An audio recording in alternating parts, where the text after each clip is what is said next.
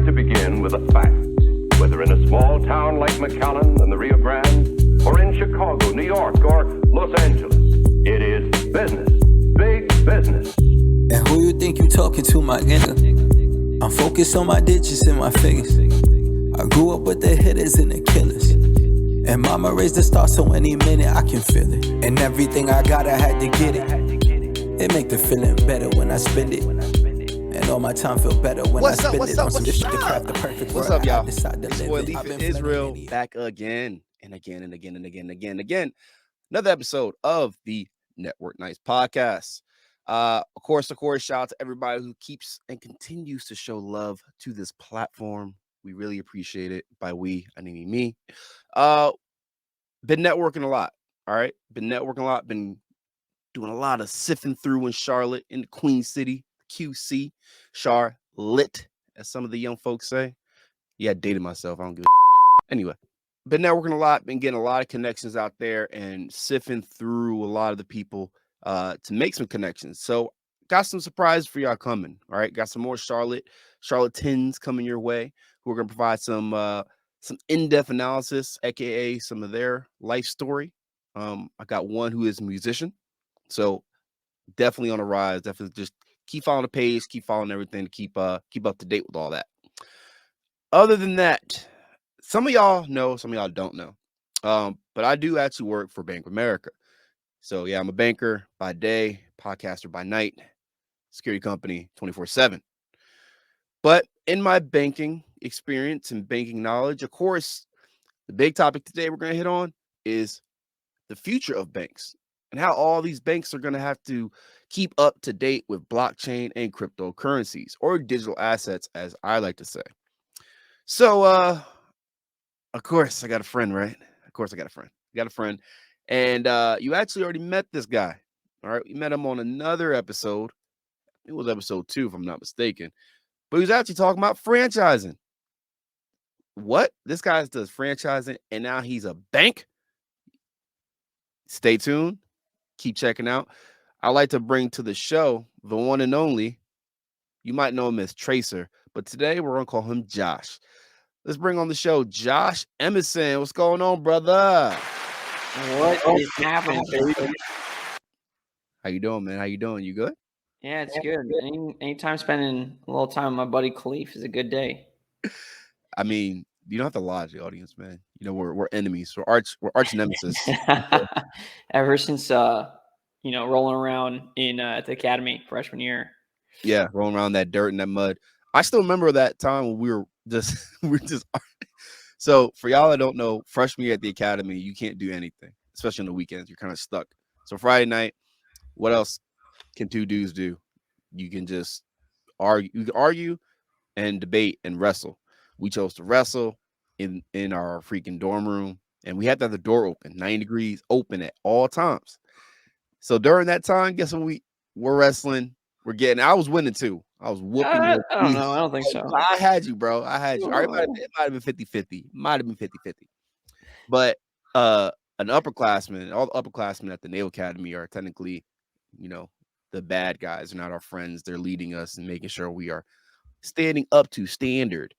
But I don't know who it was, bro. But somebody walked by and just stopped, came back and looked at us like, "Y'all okay?" And we just took a quick break, like, yeah. And he goes, okay. And he just keeps walking. We go back to Yeah. When you lock people up for 6 days and 12 hours out of the week, they're gonna figure out ways to get out all that extra energy. Yep. And we definitely did. Bro. Yeah. But again, Josh, I want to say, of course, thank you very much for joining us here at the Network Nights podcast. I kind of give a little intro about what we're going to talk about. Of course, you've been on the show before, but for what you're going to talk about today, tell the audience a little bit about yourself. Yeah. So my background, as people, as you alluded to, is Naval Academy, then went on to be an infantry officer in the Marine Corps. Awesome 5 years. Spent time in Spain. Spent time in Okinawa, and then 13 months in Jordan, right? So I had a great time. After getting out, I spent 6 months actually in China, just learning Mandarin and Kung Fu, since I'm a big Jackie Chan fan. And I've wanted to do that since I was a little kid. And then when I got back, I started my first business. That's the one that you spoke about, the franchising business. That's I don't really do that anymore, right? John, who was also on the call, was kind of the main guy in that. And my focus for the last probably about year has been SansBank, which is a blockchain-enabled company that's allowing people to invest in profit flows of multifamily properties. Mm, mm, mm. So, are you a bank?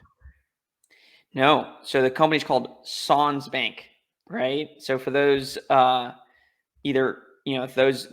who know French, sans is without. So we are allowing people to invest and are allowing property owners to receive loans without a bank. Mm, mm. Of course, I had to ask that question. Josh and SansBank has a very good and informative YouTube channel. Well, of course, we'll have all the stuff in the show notes, but two of the questions that they constantly get asked were, what is SansBank and why now? Right. Mm-hmm. But we'll save that. Well, let's just go with that. What is SansBank? And I know you kind of gave the headline title, but Yeah. dive a little deeper for people who are, I would say, skeptical or just don't know exactly what that means with your little headline title. Yeah, for sure. So SansBank's a marketplace. And on one side of the marketplace, we work with multi-unit property owners who are currently profitable. Mhm. And we offer loans against their future profits, right? So right now, banks are hard money lenders. They loan based on the value of the property, right? Mhm. And what we're saying is, hey, if you're servicing your debt, you're servicing all your expenses, and there's leftover, right? You're making profits. We see that is stable and reliable, especially in the right geographic location. So we'll actually underwrite your property, project out profits, taking into account rental increases, inflation, all that stuff for 3, 5, or 10 years. And we'll lend you up to 50% of those projections as cash today, right? So it's a new form of capital for those looking to expand faster than what's currently possible because of banks, right? Banks are still great. We're not here to bash banks. People still need them to get that first loan. But if you want to expand, sometimes banks are a little slow, and they have a lot of requirements that not everybody qualifies for one reason or another. So that's one side of the marketplace. Does that make sense? Yeah, that makes sense. I mean, if you want to bash banks, man, let's do it. Come on, let's do this. I know we gotta work with them. Joke. So then on the other side, right? So if we're not a bank, where's that capital coming from, right? If we're gonna write loans, we need the actual money to write the loans. Well, so what we're doing is we're taking that loan and we're tokenizing it down to $100 tokens. And I don't want you to think crypto. I don't want you to think any of that stuff. We're using the token is just a representation of the investment. Okay. So we're cutting it up $100. You can think of them as shares, right? Anyone can come in and they can buy these shares, right? And it's almost like they're lending that money to the property owner. So they come in, they pick whatever pool. We're going to say, hey, this pool is with these types of properties with a short term, like a 3-year loan. And those are going to be lower interest rates because it's less risky, right? So let's say a 5-year one, we're looking at the goals to be around 8%. They go, yep, that's what I want to invest in, right? So they buy $100 share. That money gets pooled together with all the other shares given to the property owner. Every month, the property owner pays back principal and interest into a pool with all the other properties of that same term. And then the pool is what disperses back to the investors. So although they're investing in one property, they're receiving diversified returns every month. It's very stable because it's from these already profitable properties. And because it's a token, and this is where the blockchain really comes into effect, right? Because it's a token, they can go on within SansBank, the app, or on a secondary markets, and they have liquidity, right? So if you were to invest in REIT or you were to syndicate a loan, you're in it until it's done. And if you want it early, you usually have to pay a premium, right? So you're going to take a loss on it. But with us, because it's tokenized and there's demand for it, you can just go and sell it and get all your capital out whenever you want. Mm-hmm. Mm-hmm. So really, I mean, you're hitting on the convenience factor. That's huge, right? Because in today's world, we love convenience. But I want to give you real big praise, man, because those are you hit two different markets with one rock. You know, two birds with one stone, right? Mm-hmm. And that's really is really ingenious, especially you and I know you're a co-founder, but you and your team, what you're bringing to the market, I think is really gonna. We already see a lot of change happening, but I think what you guys are bringing is really going to step it to the next level. So big praise for that, man. For you stepping out on that ledge and doing this. Let's go back a little bit. Well, I had two questions, right? It was what is it, and then why now? Okay. Explain to the audience why are y'all rolling this out now? Yeah. So again, two answers because we have two sides of the marketplace. So on the multifamily side or the multi-unit side, we're seeing rising interest rates. We're seeing more and more difficulty in acquiring loans, but we're also seeing an increase in interest in investing in real estate, right? So we have people who want and they need capital, and this is a new source of it, right? So it makes perfect sense on that side. And then on the retail side, we have people rising distrust in your traditional investments like stocks, rising interest on that side, right? For real estate, but they can't, but prices of real estate are going up, right? So it's becoming harder and harder to invest in real estate. And also the demand for it, like you're saying, is for the stability is there, right? People want something where they know, hey, this is money that I can't go buy Bitcoin and maybe it goes up 50%, maybe it drops 50%, right?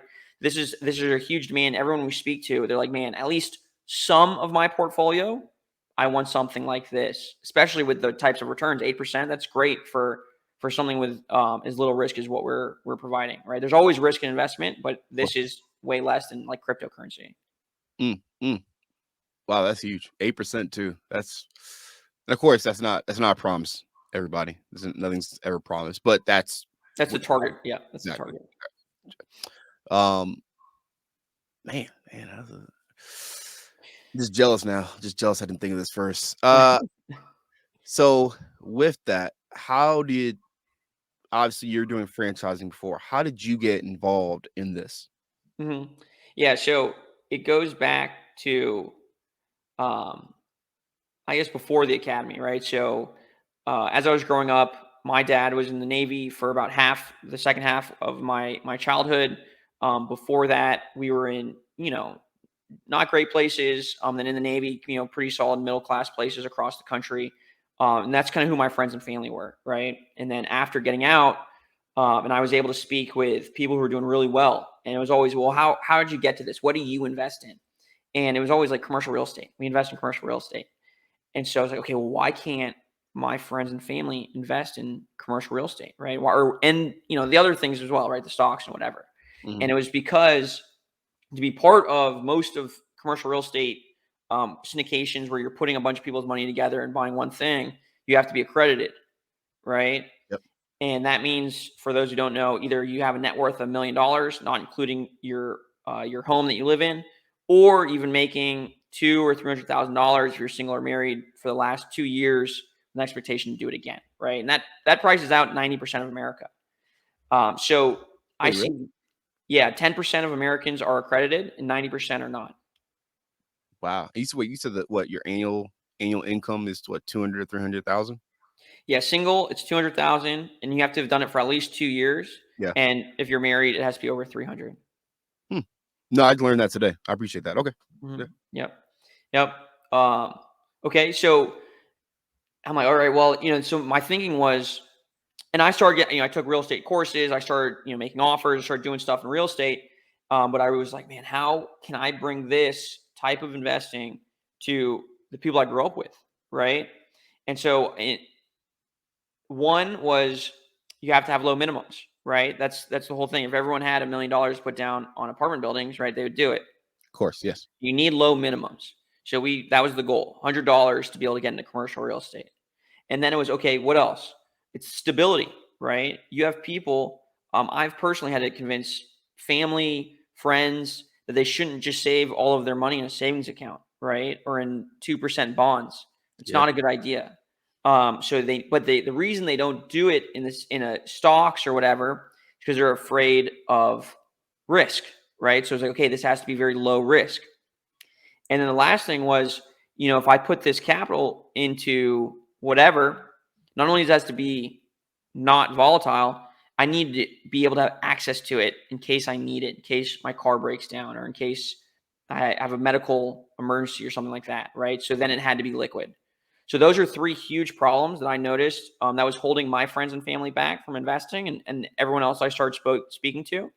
And so that's really where this came from.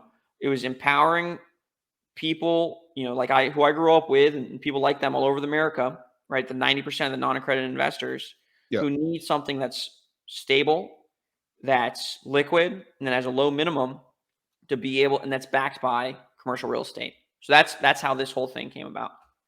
Mm, mm. So you're just the Robin Hood.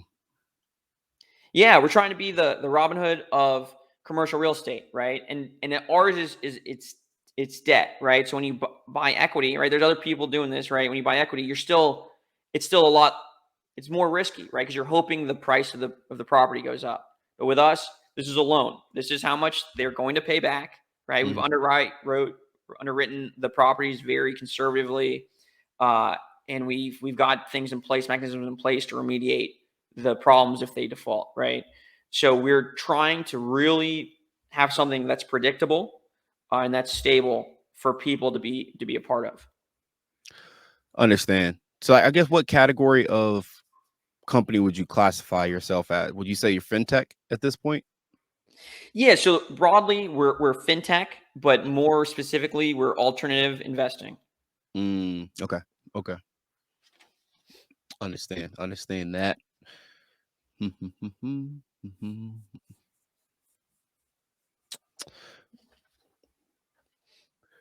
So when looking at, so you kind of took us from like how you got into it, right? When it came to then making this, um, identifying the problems, but now turning it into a solution. How'd you go about that? Was it you started to talk to different people in that sector and you were able to come together and create this, or was this more of you spearheading this and people kind of came along as you went along? Yeah. So that's a good question. So I was personally interested in blockchain, and I go deep and basically, something that I'm really interested in. And so I saw the potential here. Mm, And I really liked what you can do. But I knew small business, right, which is wildly different from tech startups. mm. And so I got fortunate where I met, just through another person, very serendipitously, the people who became my co-founders. You like that word, huh? I like that word. That Yeah. Uh, uh, got yeah. me. So I met my co-founders, right, like randomly through another person, and they had been consulting and they've done other tech startups. And I was like, oh my God, this is like the coolest thing I've ever heard, right? Would I would call one of my co-founders. I'd call her like 2 or 3 times a month on the weekends, for like 3 months. And finally she was just like, why don't we just do something? Like, stop, like, stop talking about it and Yeah. do something. And I was like, Yeah. that's a great idea. And so they really brought in their expertise, right? Because um, I have the vision and I know what the output is, right? But there's no way that I could have created what we have now from small things like pitch decks. How do you find lawyers to set things up, right? How do you know if they're legit or not legit? How do you do marketing? How do you build out a proper business plan, right, for something like this? How do you do financial modeling? Um, and and then the tweaks, right? So I always say this is the vision, right? Getting non-accredited investors, passive income every month, right? But like the exact mechanisms have been highly changed and tweaked by my co-founders, right? So this is definitely not a Josh Emison effort, right? The team has been extremely, extremely important. I think that's huge for veterans specifically who are getting out, who want to have a big impact, but their background doesn't lend themselves to tech startups, right? So they're like, okay, well, I'll just do a small business, or I'll just go do whatever. Like, no, find great co-founders, right? We have the leadership, we have the vision, we have the drive to do the work, but find those co-founders, and that can be where you get your success from. Mm-hmm. And I wanna just kind of I'm not gonna say it. I'm trying to get rid of like the military. I was gonna say caveat, but that's too much of a military slang. Hey, you know what? We got beards. I want to caveat and piggyback off what you just said real quick. And I mean, I think even with my small, my beginnings of starting the security company, right? Mm-hmm. I think I underestimated that networking piece. Mm-hmm. And now actually, I think every 3 months I do a reanalysis of my strategy. And this next 3 months, I'm already having better success by meeting people, by going to networking events, talking to different people, getting like-minded people around me to say, hey, we have the same, we can help each other out. Hey, let's you help me here and I help you there. And that's way easier than the cold calls, or just kind of, I guess, like you're saying, right? Hey, a Josh Emison spearheaded adventure versus, hey, I'm linked up with some people and now we're in this together, tackling, making my dream, or what I believe is a solution, come into reality. So I just want to piggyback, hammer down on that, because I think it's something that a lot of vets, maybe, I don't want to say just vets, but maybe people who start up companies are thinking, I have to do this myself. Everything I got to do by myself, and I have to figure this all out by myself. But no, there's a lot of people who are all trying to kind of team up to make things easier. So, yeah, man, big ups on that, bro. Yeah. You got to be honest with yourself. Know what you're good at and what you're not good at, and just find people that are good at the things you're not. Mm-hmm, mm-hmm. So how many co-founders are there actually? Because I know I saw one, just, I guess, speaking through, just looking through your YouTube page, but how many do you actually have? There's a total of 3 of us. Okay. Yeah. So there's 3 of us. One finance and strategy, one's product engineering, and then right now we have a full-time engineer, and we have a part-time. So he's a full stack / mobile / payments engineer, and then we have a quantitative engineer working for us part-time, doing our underwriting algorithms and stuff. Mm-hmm. Mm-hmm. How much time did it take y'all to, I guess I call it like the behind the scenes work, because obviously when you're talking about or not say fintech, but when you're talking about a technology, or tech startup, there's a lot of things that have to go behind the scenes in order just to roll this out to say, hey, you can sign up and we're live. How much time did that take? And what were some of the issues or obstacles that you had when doing the behind the scenes work? Yeah. I guess there's different ways to go about it, right? So what we did, we've been together probably for like 10 months, right? We're not launched. We're not going to have a launched finished product probably for another 9 months. Mm-hmm. And what it takes is, first, we had to come together and hash out the business plan, right? So we had to go through, and you have to do the research. That's a huge part of it.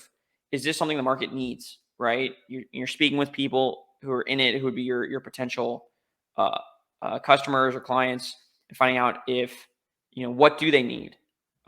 Because you could have the best whatchamacallit, but if they don't need that specific widget, no one's going to buy it, right? So the research took a while. The actual business plan took a while, kind of figuring out, how everything works. Finding blockchain partners took a while. So you really need to there's a lot of groundwork you have to lay in terms of just business planning.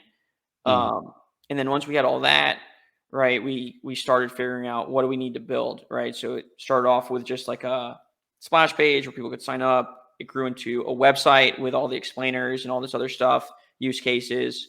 And then it's next is like growing to, we've got the back end launched, which is the tokenization piece, right? So it's basically, you got to know where you want to be, and you have to work backwards, and you have to know what are the stages that are going to get you there. Right. And I'm not a tech person, right? So that's something that, again, like I'm relying heavily on one of my co-founders who is. So that's that's what we've gone through, right? That's how we're doing it. Some people who are programmers, they'll start a company by just building something and seeing if people will buy it, and then figuring everything out afterwards, right? So Yeah. there's different ways to do things. And I guess it's, each person needs to figure out how they're going to do it. Yeah, but I still think the person who built that app or built that, let's call it application, if either somebody builds that application without doing that necessary research, something whispered in their ear, right? They might have just been in that space and the research was them just seeing it on a day-to-day basis and saying, hey, we can improve it this way. So I wouldn't call that necessarily like market research, but they kind of already had that research because they've experienced it and they've been in that field. So somebody whispered in their ear, something, that nugget came in there somewhere. Yeah. But I mean, what I mean is, like, you've got to validate that what you're building isn't just a problem for the people around you, right? Or a problem for you. It's a problem for a lot of people.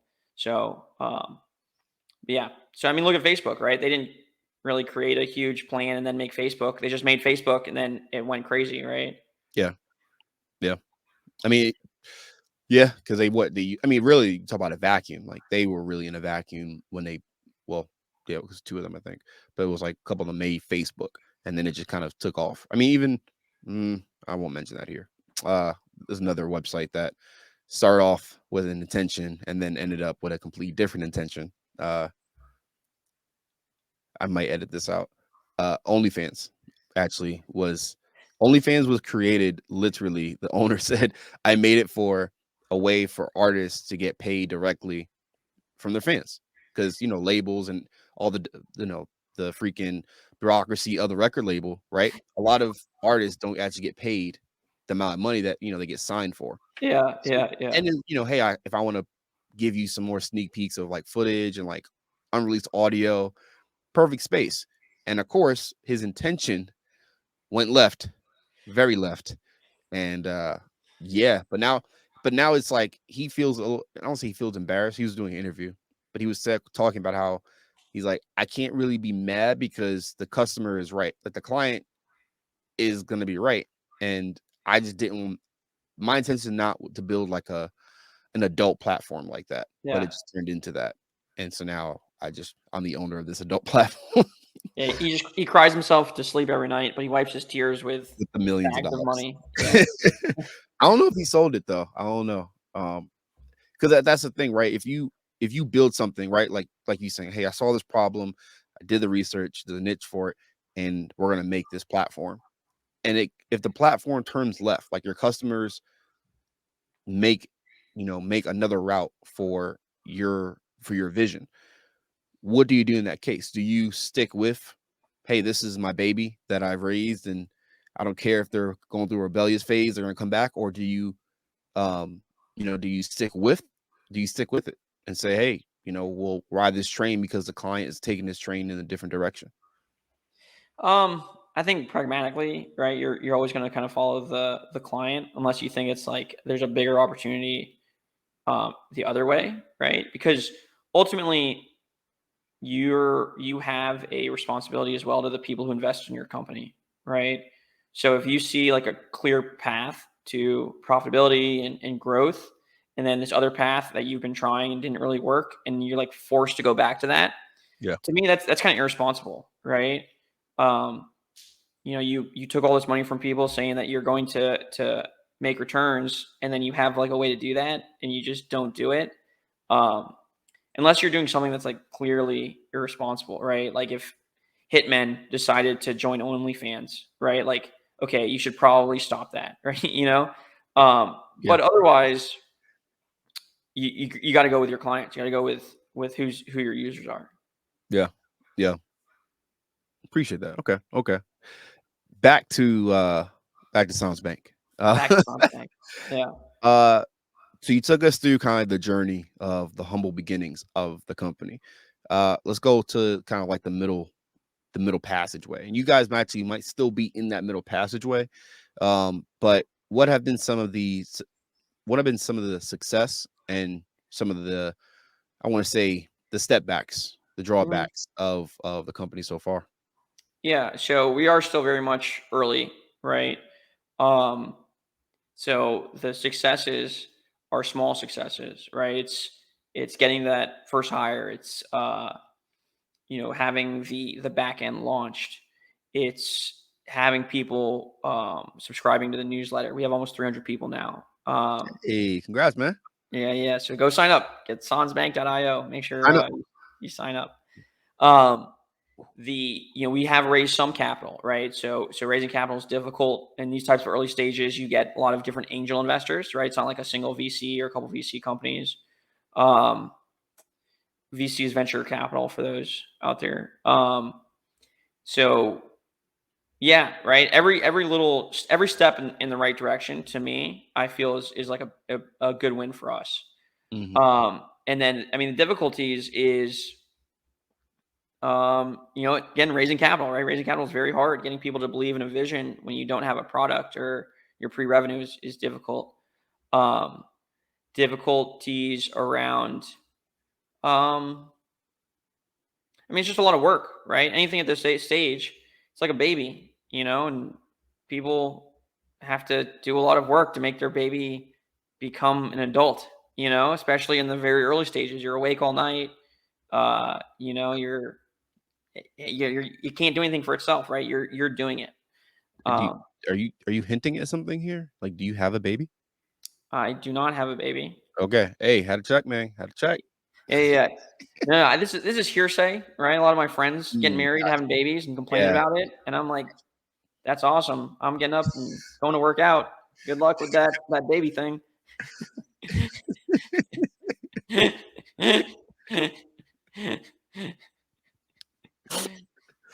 Gotcha. But Yeah, yes, like the early stages, raising baby. yeah. So it's just a slog, right? But it's enjoyable, right? Because every time you get that win, you're like, okay, we're a little bit closer to the goal. We're a little bit closer to the goal. Every time we spoke at NFT San Diego, you have people coming up after and be like, wow, this is awesome. How do I Mhm. find out more? Um, we speak. There's different. I've been invited to speak at a couple other more occasions. So all that's always exciting, right? But it's okay. Now we're preparing for this, and that's tangential to the business, right? It's not necessarily growing it. So it's balancing all that stuff. Mhm. Hmm. Mhm. And I think, I mean, congrats, of course, on the NFT and the NFT. What, NFT San Diego? That's what the event was called. Yeah, it was just a conference. Yeah. No, that's huge though. That's huge, man. And I think you have an 8-part series on YouTube right now. Mhm. Yeah. Tell the audience a little bit about that, because I know I was watching earlier, but Yeah. So basically, I had a lot of people reach out to me and they're like, "Oh, we heard you use blockchain. What's that? Like, does that mean I'm going to lose all my money? Like, why are you doing this?" And so I was like, okay. And I was kind of answering the same questions over and over again. yeah. Um, so I just broke it down, right? I broke it down into the most basic elements, the way that I wish it was broken down for me, right? Because what you have is like things that are so basic that it's like almost useless. And then you have people that are like writing technical papers, and there's not a lot in between. And so Mhm. my goal was to real quickly give you, hey, these are the very basic things, and then speak to you as as an adult, right? But giving you the broken down, hey, this is how a blockchain works. This Mhm. is how smart contracts work, right? We're using security tokens. Security tokens are not crypto, right? Why is that important though to people? Security tokens, I think, are going to be the most important part of blockchain, right? You have if all securities uh, are moved into security tokens, which is what they're doing, we're talking quintillions of dollars processed every year, right? Because you have trillions of dollars in assets that are traded, right? So that comes out to quintillions. Mhm. And that's going to be done through security tokens. What else? I mean, there's all sorts of stuff, right? Like you said, it's 8 parts. So people should, check it out. Most And if you have any questions, right, I'm Josh Emison on Twitter. It's very easy. And just send me a message and I'd love to talk more about any of those things. And I think like that's I mean, I feel like a broken record. The whole purpose of this is people are getting free knowledge, y'all. Like, Mhm. obviously, Josh is a wealth of information, and I'm so glad that he actually made the 8-part series and put it on YouTube, because I think that was the same thing I was getting, bro. Like, hey, how do I do this? How do I meet these people, or how do I go to get to this level, et cetera, et cetera. And eventually it's like, man, people keep asking me these same questions. Let me make a platform to spread this knowledge. And it'd be a crime if y'all don't go and check out this YouTube page. I'm telling you, I was already on it today, going through it, and it's a load of information, but it's very simplified and Barney style, as we like to say in the military, that anybody can watch it and then get involved in it immediately afterwards. And Josh is not selling anybody on cryptocurrencies. He's not selling anybody on investing into it from what I saw on the 8-part series. But what he is doing is informing you to make good decisions. So I feel like I beat, I've hit them over the head. There's enough people telling you what crypto to buy. Yeah. I wouldn't trust any of them. And dude, that is funny. We had like you're saying, right, the technical papers. We had Bank of America. We had a gentleman who actually was one of the earlier people who wrote a technical report on the internet when it first came out. And he was talking to us about cryptocurrencies and some things that you said in your 8-part series, right on the money, man, right on the money, in terms of it's really not so much about that cryptocurrency of us saying, hey, instead of saying here's $1, me pulling my phone out and saying here's $1, but it's more about the technology, the transactions, the speed, the security that you were hinting on. That's going to change, everything that we know going into the future, and in our collaboration. My bad, I forgot that last part. But that's really you talk about the bullseye where people aren't. I think some people are missing it. They're hitting the outer targets and they're feeling good, but the bullseye really is going to be, like you're saying, the transactions, and just how Web 3.0 and how that changes. Yeah. And I think ultimately what's going to happen is people aren't going to realize it, because you can't force everyone to learn technology, right? But you can, all of a sudden things are going to happen faster and people are going to be able to do things they didn't before. And they're like, wow, this is nice. These guys are smart guys, but what they're doing is that they're just integrating the blockchain, right? So like when you use SansBank, you don't have to know how to use Web3, right? So a lot of people, they're like, oh, you have to be able to download a MetaMask and buy Ethereum and, blah, blah, blah, Web3 protocol. Yeah, it's too much, right? So I love the saying. It's not mine. I wish I came up with it, but it's called the DeFi mullet, right? Mullet's party or business in the front and a party in the back, right? The DeFi mullet is where you have Web 2, the normal protocols in the front. When the back, it's all being powered by the blockchain, right? That's what we're doing to make it super easy for people. And that's how we're going to get the next billion people using blockchain. They're not even going to know they're using it. They're just going to realize that this is easier and simpler and faster and cheaper than before. And I think, a lot of the tech companies or fintech companies have been exactly what it is, right? Hey, how can we make this more convenient for the user while background noise, they don't even know it's happening. So I have to ask you, man, because I had this conversation a lot especially with I don't call my digital asset people, right?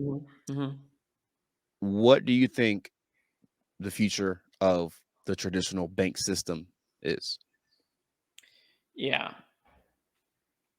I think banks. So we have to think of fractional reserve lending, right?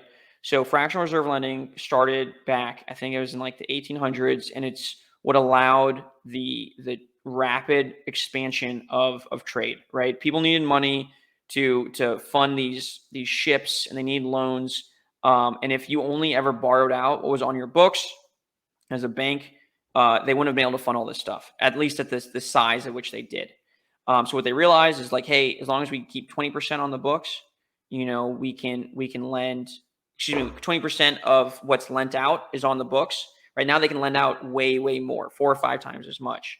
And that still powers the economy, right? L2 money is money from lending in that manner, right? And L2 money is like, I don't know, I don't have the numbers in front of me, but it's multiples bigger than L1 money, right?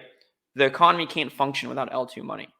And so I think what you're going to see is banks are going to use this technology. Maybe they become custodians of stable coins, whatever, but they're still going to have to figure out a way to do L2 money, right? To still do that fractional reserve lending. Because if you like going and getting low rates for a business loan to start up a business, that can't happen unless banks can do fractional reserve lending, right? Do you like getting a mortgage for your house? Not going to happen unless you can do that, unless banks can do that type of lending. So, and that's, even if you use a digital dollar, right, the CBDC, the central bank digital currency, whatever, the technology might make things faster and cheaper and whatever, but we still need banks to lend money, right, and to create that L2 money. So it might look different on the inside. It might be, like I said, faster, cheaper, whatever, but the role that banks play in the normal marketplace, I still see them having that place. They're irreplaceable in that regard. And I mean, hey, no inside. This is nothing inside information, everybody. I gotta say that disclaimer.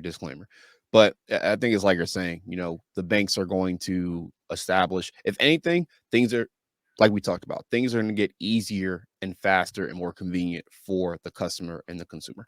That the banks are too much and they're engraved in everything, just like the Federal Reserve. Like the Federal Reserve is not going to go anywhere because of DeFi or decentralized banking. Like that's not gonna. They're still gonna have a whole. There's still gonna be accountants and audits and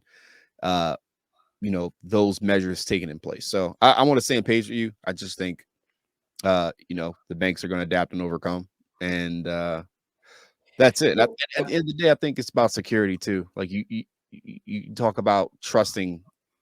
If I'm going to trust lending, right? I'm going to trust. Hey, who am I going to? I'm going to invest in SansBank and get some tokens because I trust that my money is going to be secured. I mean, we've seen all the hacks, we've seen all the cybersecurity attacks.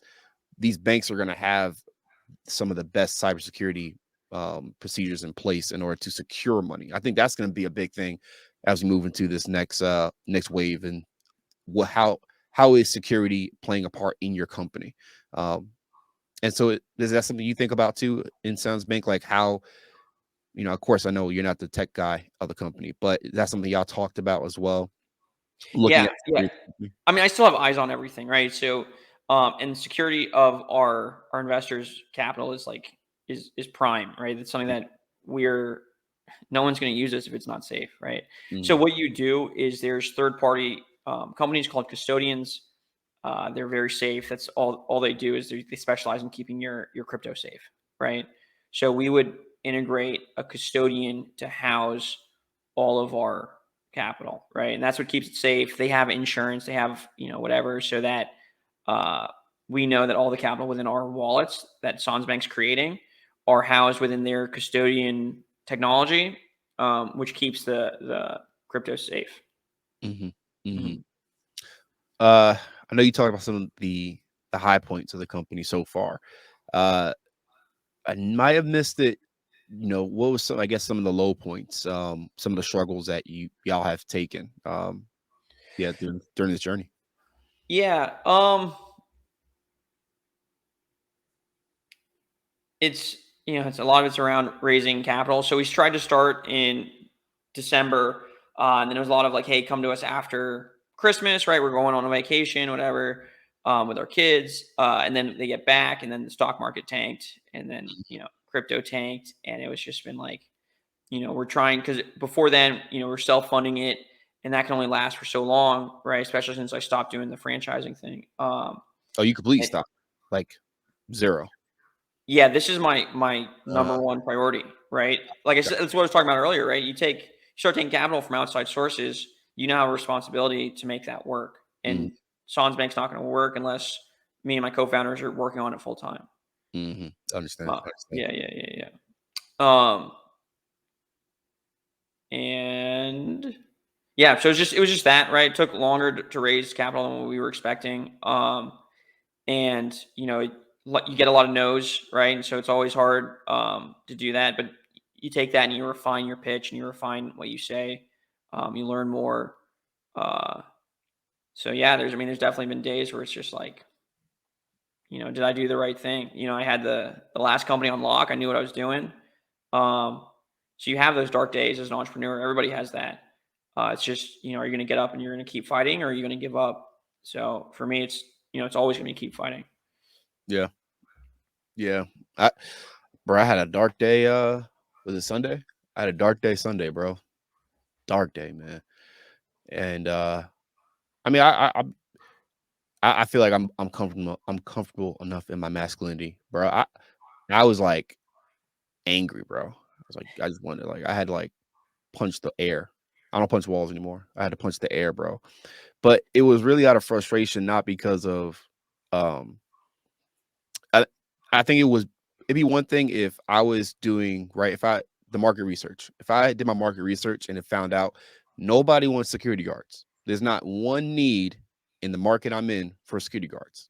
I'd be like, well, I put money into this. It's not needed. Let me back off.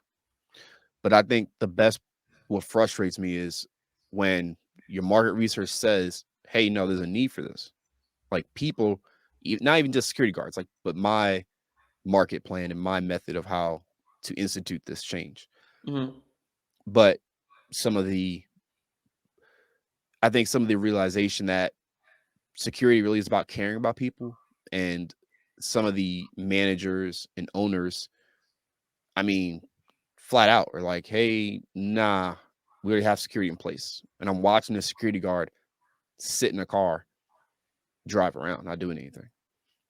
And they call that security. It's like, oh, wow, this, all right. I think that's my frustration Sunday, where it Mm-hmm. just all came up to me saying, man, I'm just like, it was a dark day. It's a dark day Mm-hmm. because of knowing that and seeing the results that people are paying for and understanding. Nobody, it's a check in the box to some people. So, but like you said, man, you got to keep going. You got to keep trucking along. So I appreciate you definitely you talking about the capital piece. That could be huge, man. That could make or break your company. Mm-hmm. What did you do and not to get too emotional here, but what did you do during those dark times or when you were kind of hitting these no's? What did you do to keep pressing on, to keep yourself motivated throughout this journey? I mean, you just don't have a choice, right? It's like at Whoa. IOC, you You don't got give yourself. you got Well, choice. you take it away from yourself, Mm, right? I've taken, you remove failure as an option, right? Like when we were at IOC, right? We were at amateur officer course. Um, was there ever like there were bad days, right? There were definitely hikes. Everyone has that one hike where it's like the hardest hike of their life, even though you've done a harder one before. But for whatever reason, yeah. that night was just terrible. But it's never like, oh, well, if it gets so bad, I'm just going to stop. It's never that. It's always like, man, this is terrible. Let's keep walking, right? Yeah. Um, that's the mentality that I have. It's not like, yeah, there is no other option, right? But to keep going. Um, Do you think that's a little dangerous? no. Like, how do you know? And let's take it to like or a Marine way, right? Like, how do you know? There's a point where retreat is not a retreating, or I don't say retreating, but falling back, as we call it, right? There's a point where you need to fall back, take a knee, stop, recruit, pull your forces in, because if you keep going, you're just gonna wipe out your platoon, right? So, like, Yeah, where, like, is that? Do you think that's that's different from yeah, I mean, what you're talking about is tweaking stuff in the business plan, right? We do that. Tweak how you make the pitch, tweak who we're presenting to, tweak, right? Like we're constantly evolving, right? We get some feedback here, feedback there. But what the question was, maybe I misunderstood, was why don't I give up, right? Because the option to me is either keep going or give up, right? Like, and evolving is part of it. Your first idea is never the right idea. you know so like things change, yeah, right? The yeah. overarching goal doesn't change, but like things change. That's just part of it. But it's the option to quit, right? The conquistadors burn their ships, right? My ships are burnt. It's onward or nothing. Hmm. Hmm. Mhm. And no, you had the question right. I just, as me in this position, I got pushed back on you and see, and throw different things your way. Um, But I think that's I understand what you're saying. It's not necessarily quitting or failing. It's just, hey, we gotta go. We got button hook right now, or that was left. Button hook left now to get to the goal we need to get to. So I understand that. Yeah. Um, I definitely like to show the audience though that that looming threat of failing or not making it, it's there. It's real in everybody that goes on this entrepreneurial trip. It's just the fact of mind over matter of not allowing yourself to quit. And like you're saying beautifully, hey, I went this way, I hit a wall, we came back, took a knee, devised a new strategy, devised a new plan, and then hey, we just attacked it again and we were able to get through that wall and get to the next wall. So Yeah. You fail fast, right? It's like failing's never doesn't feel good. Nobody like fails at what they do and they're like, "Wow, I'm so glad I failed at that," right? Like, but you you, quickly I, fail. I said that. Oh, good. Okay, everybody but Cleef says that. You do that, you encounter the obstacle like you're saying, and then you don't make that mistake again. Yeah. Yeah. Yeah, man. I appreciate that one. I appreciate that one. So looking, I love the timeline. I'm a very timeline oriented person. We went from your humble beginnings. We hit the middle passageway. And I would still say again, it's still early. It's still in the Yeah. early passageway, but we'll call that the middle because we're past the foundation.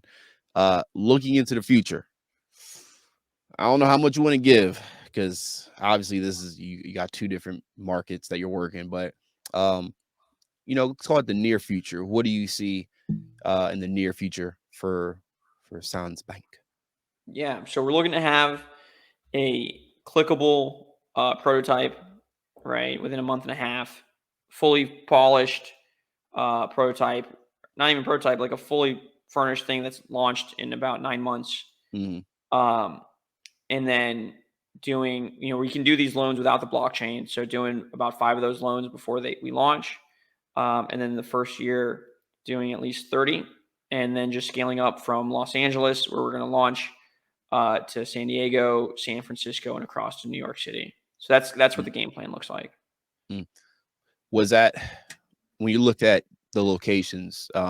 We've heard about Texas becoming I don't say a new tech bed, but a lot of people that influence from California going to Texas or other places.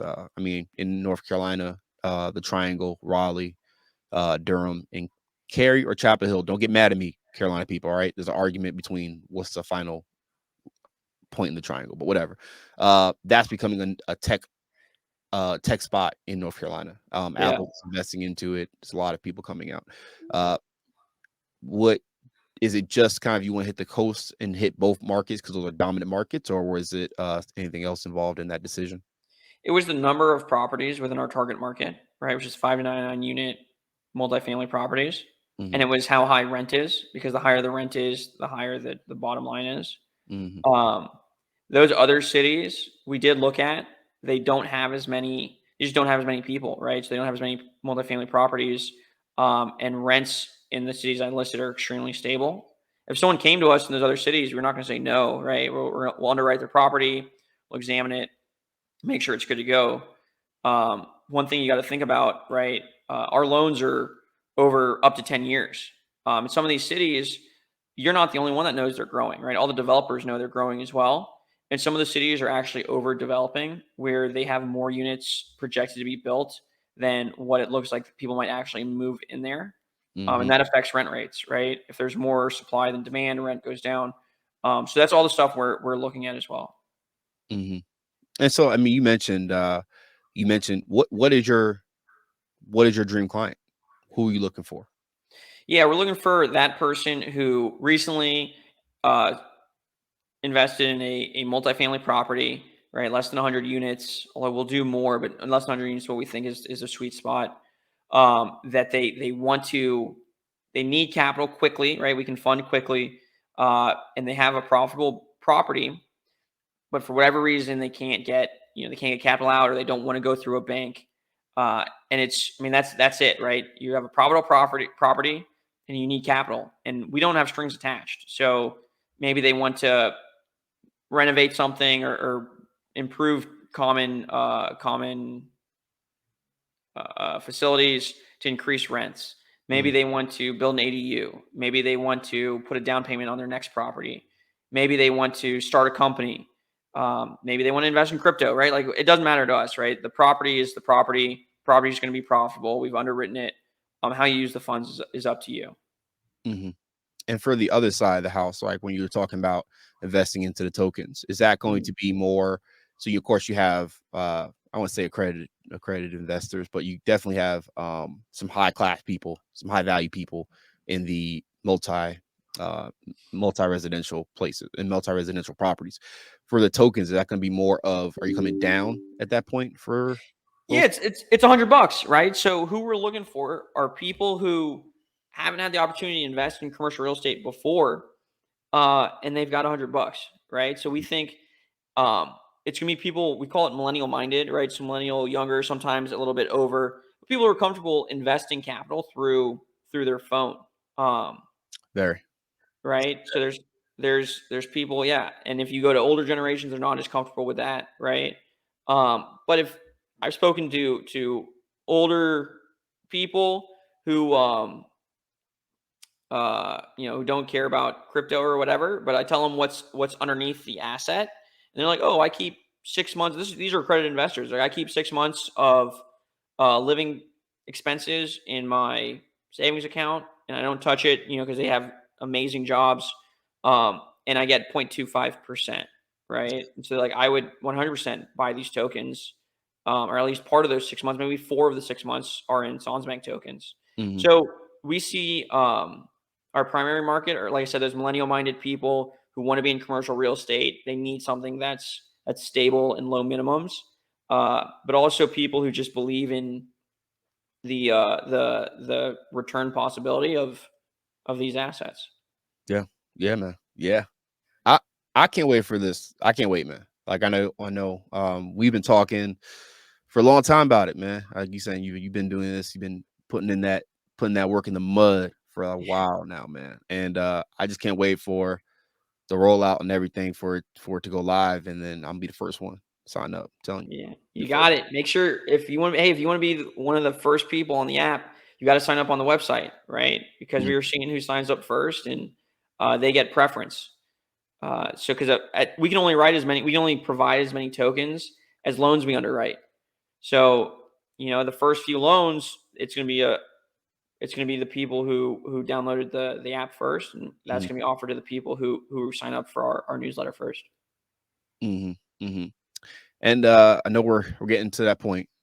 Sadly, we can't talk here forever. Can't give everybody all the juice, right? They gotta go to the actual website, get some newsletter stuff, and they can learn more. Yep. But you said client. Are you looking to partner with anybody going forward? Develop more a business to business relationship. Is there anybody looking that you got your eyes on at this point? Yeah, so we've been speaking actually with broker dealer groups.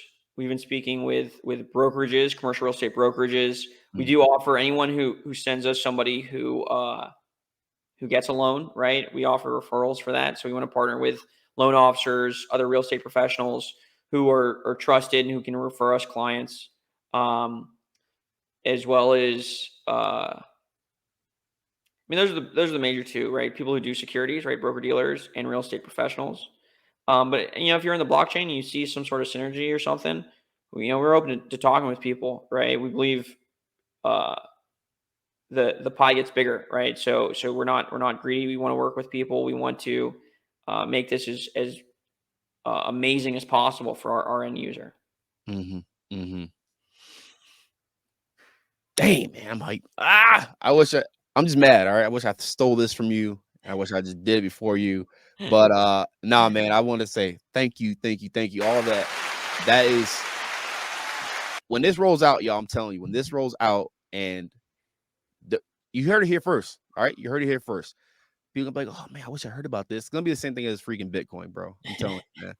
This is a game changer, right? You're now getting 8% instead of 0.25% in something, or if you're a bond person, you're getting twice as much or whatever. This is a yeah, this is going to be something that lets people who are afraid to invest get into investing and realize the power of starting early and growing over a long period of time. Yeah. Yeah.